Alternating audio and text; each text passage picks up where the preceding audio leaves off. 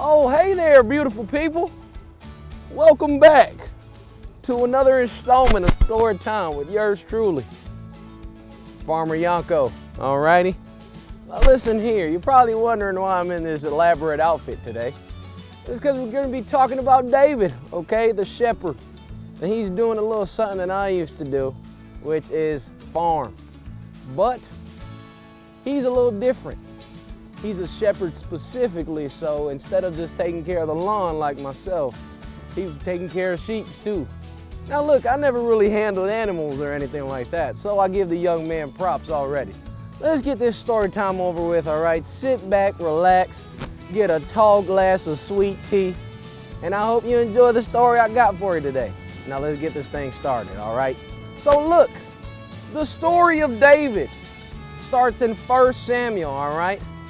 Now, David's a young kid, okay? He had a big old family. He had about 7 brothers when we meet him. And there's so many of them, we can't even get them all by name. That's how big the family is. So, David, being the youngest, was the most handsome in appearance, as we see in the Word of God. Now, the sheep were his thing at a young age. But then, little did he know that a brother named Samuel, which is why he is in the book of Samuel, would come and anoint him later in life. So, long story short, Samuel hears the voice of God and he's like, who do I anoint from this big family? You know what I'm saying? They got a whole bunch of sons and it's like, can I choose the right one? So, long story short, Samuel takes this trip down to Bethlehem, all right? That's where David stays, David and his big old family. So, Samuel comes on down and he says, I come in peace. I don't want no harm. I just want to anoint the young man, David, okay? So he's moving right along, you know, doing his thing, you know, and he's moving to David. And David's father presents to him his other sons that are more stronger and bigger than David is, of course, him being the youngest. And he's like, no, these aren't the gentlemen that God chose me to anoint. He told me to, oh man, I messed up. He told me to anoint David, all right? So he's looking, okay, all these sons are presented, and David isn't even there. David's doing what I'm doing. He's tending the sheep. He's working as the young, responsible man that he is. He wasn't even there for him to be anointed. So Samuel waits. He's like, all right, we're not gonna sit down. We're not gonna leave this place until we anoint David because God told me that this young man is gonna change the world and is gonna be king one day. So they wait patiently until David is done with his responsibilities, and then David finally comes.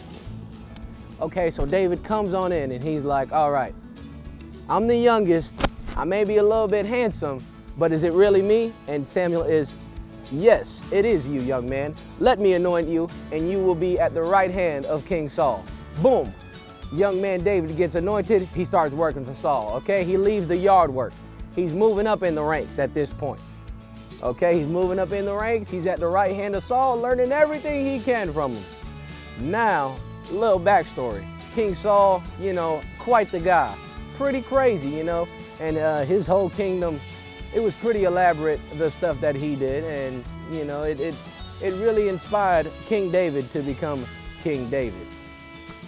So, as we move right along, he's learning everything he can from him, learning the ropes. How to do this as a king, how to do that as a king.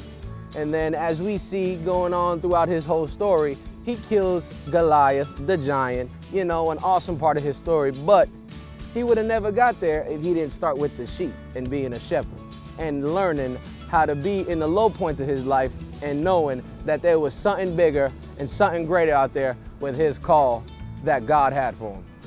So long story short, he keeps on growing.